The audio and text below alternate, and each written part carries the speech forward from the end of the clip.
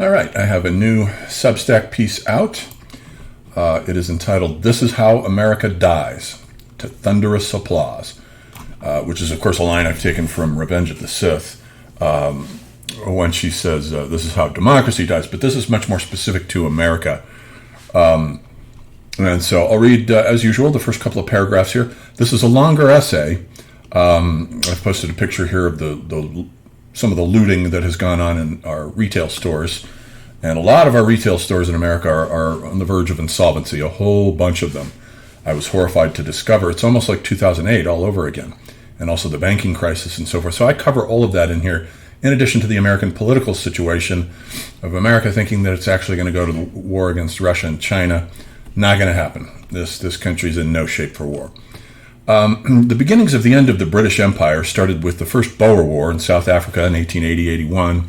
This was a war against Dutch Afrikaans farmers, called Boers, who were fighting for their independence against the British, who were slowly colonizing and swallowing up South Africa.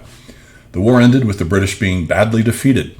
This was the first war the British had lost since the American War of Independence, and it was a total and complete humiliation. Indeed, Kaiser Wilhelm II congratulated the Boers, and the British, fearing a German-Boer alliance, launched the Second Boer War in 1899-01, which they won, but only just barely. The British entered the First World War for the ostensible reason that the Germans had violated a neutral country, Belgium, which they were using in accordance with the Schlieffen Plan as a corridor through which to invade France.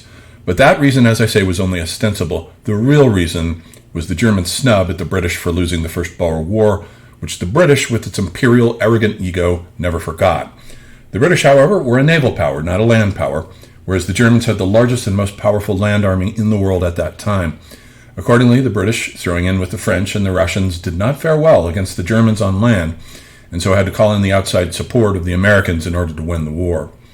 The outcome of the Second World War, as is well known, was the total loss and dismantling of the British Empire during the decolonialization process that followed it. But the American hour, meanwhile, had arrived, and it very quickly filled the power void left vacant by the British Empire with a kind of economic, cultural colonialization that replaced the literal physical colonialization of the British. However, the end of U.S. global hegemony has, I'm afraid, now arrived. And so I'll leave it there. For those of you who want to read the rest of it, it's $5 a month, $80 a year on my Substack. And that's it for now. I have many more essays forthcoming, so my Substack is back up and running, and I'm revitalizing it with lots of new stuff on commentaries on current events. Okay, I'll see you on Substack.